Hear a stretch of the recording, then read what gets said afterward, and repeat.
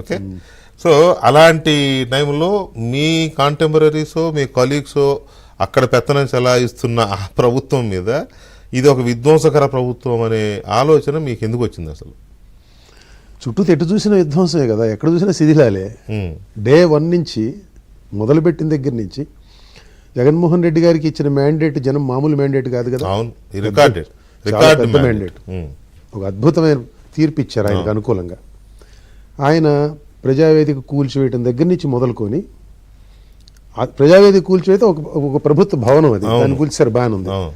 అసలు వ్యవస్థల్ని విధ్వంసం చేయటం మొదలుపెట్టారు కంప్లీట్గా. డెమోక్రసీకి ప్రాణప్రదమైన వ్యవస్థల మొత్తాన్ని ఒక సిస్టమేటిక్గా విధ్వంసం చేయటం మొదలుపెట్టారు. దానితో పాటుగా ప్రజల మీద నీకెవరైతే మ్యాండేట్ ఇచ్చారో, నిన్నెవరైతే ఎన్నుకొని ముఖ్యమంత్రి కుర్చీలు కూర్చోబెట్టారో వాళ్ళ మీద దమన నీతి, వాళ్ళ మీద కేసులా. ప్రజాస్వామ్యంలో ఏదైనా భావాన్ని, ఏదైనా అభిప్రాయాన్ని వ్యక్తం చేసే హక్కు మనకి రాజ్యాంగం ప్రకారం వచ్చింది. రాజ్యాంగం కంటే ముందున్న హక్కు నిజానికి ఇది. భావస్వేచ్ఛ హక్కు రాజ్యాంగం గుర్తించిందే తప్ప రాజ్యాంగానికి ముందు మనిషిగా మనకున్న న్యాచురల్ సహజమైన హక్కు అది. దాని మీద గొంతు ఇచ్చింది అందుకు కదా, దాని మీద దాడి చేస్తేలా?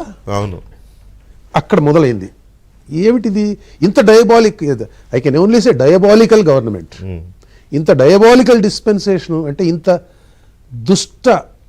ఇంత దుష్టమైన పాలనా యంత్రాంగం. నేను 40 ఏళ్ళ నుంచి జర్నలిజంలో ఉన్నా, నాకు ఇవాళ 65 ఏళ్ల వయసు. 40 ఏళ్ళ నుంచి జర్నలిజం చేస్తున్నాను నేను జర్నలిస్టుగా నా ప్రస్థానం మొదలైన తర్వాత నేను చూసిన ప్రభుత్వాలు, దానికి ముందు నేను పుట్టక ముందున్న ప్రభుత్వాలు, వీటిని చరిత్ర చదువుకున్నా. ఇండిపెండెంట్ ఇండియన్ హిస్టరీలో జగన్మోహన్ రెడ్డి గవర్నమెంట్ లాంటి గవర్నమెంట్ లేదు. ఇండిపెండెంట్ ఇండియాలో అంతకుముందు అసలు చెప్పక్కర్లా, అంతకుముందు అంత సిస్టమేటిక్ గానే ఉండింది. అది వలస ప్రభుత్వం, అది వాళ్ళది ప్రభుత్వం కొలోనియల్ కాబట్టి అది వాళ్ళ సిద్ధం, ఇదే అలా వాళ్ళు ఈ దేశాన్ని దోపిడీ చేయడం కోసం వచ్చారు, ఆ విధంగా పరిపాలించారు. వాళ్ళకి అనీతి ఉంది. అయినప్పటికీ వాళ్ళు సిస్టమ్స్ పెట్టారు. ఇప్పుడు అనేకమైన సిస్టమ్స్ మనం ఫాలో అవుతున్నాం ఇంకా ఇప్పటికి కూడా. ఈ ఇండియాలో ఈ తరహా ప్రభుత్వం, వైఎస్ జగన్మోహన్ రెడ్డి గారి ప్రభుత్వం లాంటి ప్రభుత్వం మనం ఇంతకు మునుపు లేదు, ఇక మీదట ఉంటుందా లేదా అనేది కూడా అనుమానమే నాకు. ఇంత డయాబాలికల్ డిస్పెన్సేషన్ ఇక మీదట ఉంటుందా లేదా అనేది కూడా అనుమానం. ఉండకపోవచ్చు మోస్ట్లీ. ఇది చూసిన తర్వాత ఉండకూడదని కోరుకుందాం, ఉంటుందా ఉండకపోతే తర్వాత అసలు ఇలాంటి ఉండకూడదనే కోరుకుందాం. సో దీని మీద కామెంట్ కూడా రాలా. ఎందుకు రాలేదంటే ఇవాళ సోషల్ మీడియా ఎంత యాక్టివ్గా ఉంది. అవును, సోషల్ మీడియా ప్రతి ఒక్కళ్ళు యాక్చువల్గా మిమ్మల్ని వాషింగ్ మిషన్లో పెట్టి వాష్ చేసినట్టు ట్రోల్ చేయాలి వాళ్ళు యాక్చువల్గా మీరు రాసిన దీనికి. బట్ మరి అలాంటిది ఏమన్నా ఎదుర్కొన్నారా? అంటే నేను నా ఇంటి పేరుని బట్టి నాకు ఒక కులాన్ని ఆపాదించి, ఫలానా కులం అనుకొని ఆపాదించి ఈ కులం ఆయన ఎందుకంటే ఏమి రాస్తాడు అనే విమర్శ వచ్చింది. అయితే అంతకు మించి అది అంటే విమర్శ అంటే నా మీద దాడి రూపంలో ఏమీ జరగల. I was spared. అంటే ఎందుకు సీనియర్ జర్నలిస్ట్ జోలికి వెళ్తే అనవసరంగా మనకేం ఇబ్బంది అవుద్ది అనుకున్నారేమో, అలాగే రాస్తారులే అని దీనికి వెళ్ళిపోయి ఉంటారు. ఏదైనా కానీ పెద్ద చర్చ నడవల. నేనేమంటానంటే ఇది ఒక ఇండికేటర్ మళ్ళీ మీకు. ఆరోగ్యకరమైన సమాజంలో, ఆరోగ్యకరమైన సంప్రదాయాలు, ఆరోగ్యకరమైన ప్రజాస్వామిక విధానాలు అమల్లో ఉన్న సమాజంలో చర్చ నడుచుద్ది దేని మీదైనా.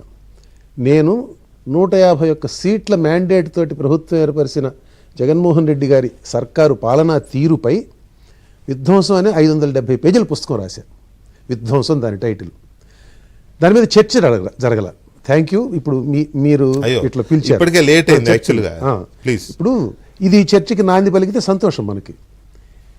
నేను రాసింది తప్పో ఒప్పో, నాకేమన్నా వేరే దురుద్దేశాలు ఉన్నాయేమో, నేను ప్రెజుడైజ్డ్ ఏమో అగైన్స్ట్ జగన్మోహన్ రెడ్డి, ఇవి కూడా చెప్పొచ్చు ఎవరైనా.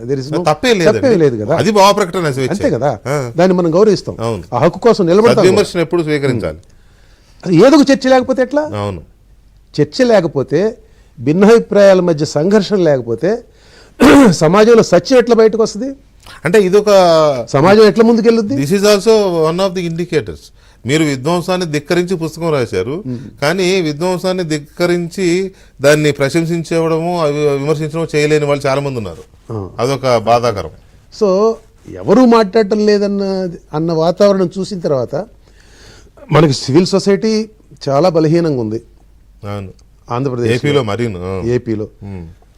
అంటే రాష్ట్ర విభజనకి ముందు సివిల్ సొసైటీ తెలంగాణలో ఎంతో కొంత బలంగా ఉండేది. రాష్ట్ర విభజన తర్వాత తెలంగాణలో కూడా చాలా వరకు దాని బలం తగ్గింది.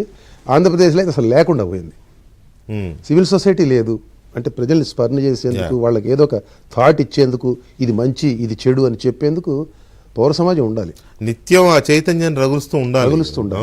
ఒక ఇన్స్పైరింగ్ క్యారెక్టర్ ఎవరు లేకుండా పోయారు. పొలిటీషియన్స్ అపార్ట్, రాజకీయ నాయకులు ఉంటారు, వాళ్ళు ప్రభుత్వం ప్రతిపక్షంలో ఉండే రాజకీయ నాయకులు ప్రభుత్వం మీద విమర్శ చేస్తారు, ప్రభుత్వం దాన్ని ఎదుర్కొంటుంది, అది ఒక వేరే సపరేట్ రిలిమ్, అది సపరేట్. అది సివిల్ సొసైటీ దాని మీద బలంగా పనిచేయకపోతే, సివిల్ సొసైటీ చర్చని ఇనిషియేట్ చేయకపోతే ఎట్లా? అది లేదు. రెండవది మీడియాలో చర్చ, మీడియా జగన్మోహన్ రెడ్డి గారి ప్రభుత్వ పాలన మీద, వాళ్ళ విధానాల మీద, వాళ్ళ హయాంలో